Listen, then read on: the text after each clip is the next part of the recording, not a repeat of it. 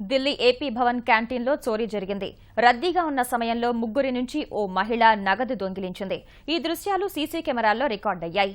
ఆ మహిళా దొంగను పట్టుకున్న పర్యాటకులు దేహశుద్ధి చేసి పోలీసులకు అప్పగించారు.